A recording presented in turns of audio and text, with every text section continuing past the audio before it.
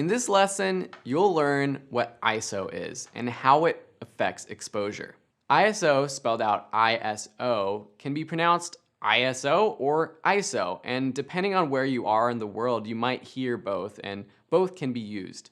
ISO is the level of sensitivity of your camera to the light that hits the sensor. So the light travels through the aperture, remember, through your shutter, and then it hits your camera's sensor. It's basically a digital way of increasing or decreasing the exposure of your image. Increasing the ISO makes it brighter, while decreasing makes it darker. ISO options change depending on your camera, but usually start at 100 and go up by the power of 2. 100, 200, 400, 800, 3200, 6400, etc. Or even some cameras have them in between. Some newer cameras can go all the way up into the millions. Here we are with our same setup as before, and I'm at an ISO 100. By increasing the ISO, which on this camera I have to do so either with the touchscreen or going into the menu, I can show you that going up to 200 ISO increases the amount of light or increases the brightness of the image. We're not actually letting in more light, it's digitally enhancing the image to be brighter. So now at 3200 it's completely overexposed. Going back down, 800, 400, 200, 100, back to a relatively good exposure. So that's how ISO works. As you increase your ISO, you are doubling the sensitivity of your sensor. But increasing your ISO has some drawbacks because you are digitally enhancing your image.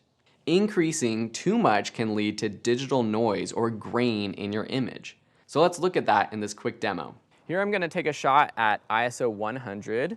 We're relatively well exposed, and when we zoom in on that, we probably won't see much digital noise or grain. But now I'm going to go up to an ISO, let's go all the way to 12,800, which is the max that this camera can go up to. Because I'm doing that, I'm going to have to compensate and adjust my shutter speed or my aperture to actually expose properly.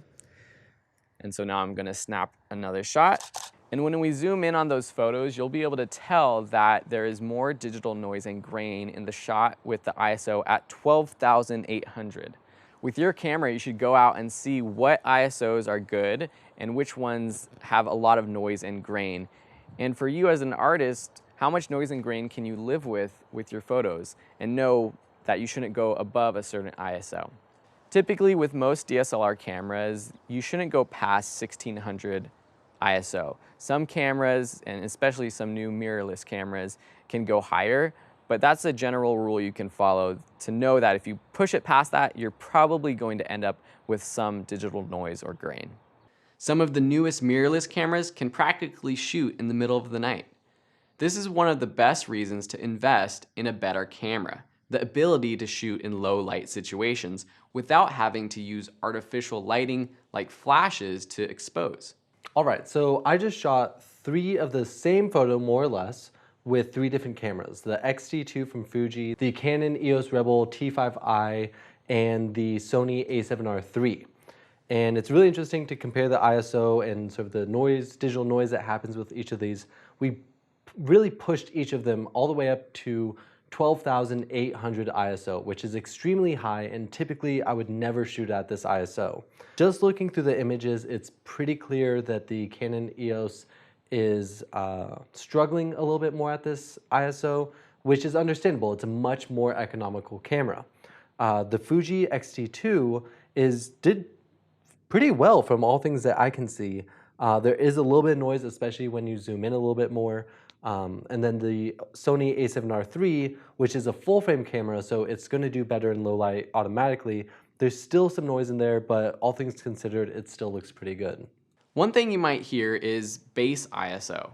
What is base ISO?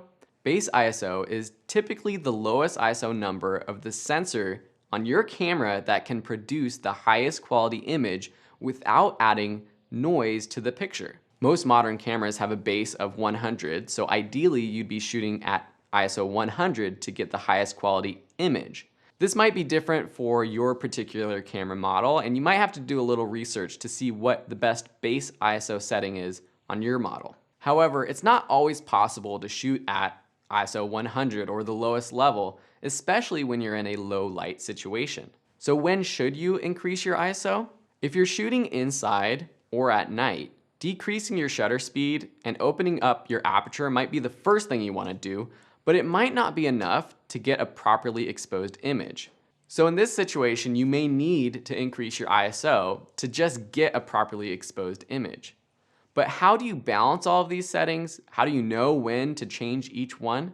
That's coming up in the next lesson on the exposure triangle when we put it all together.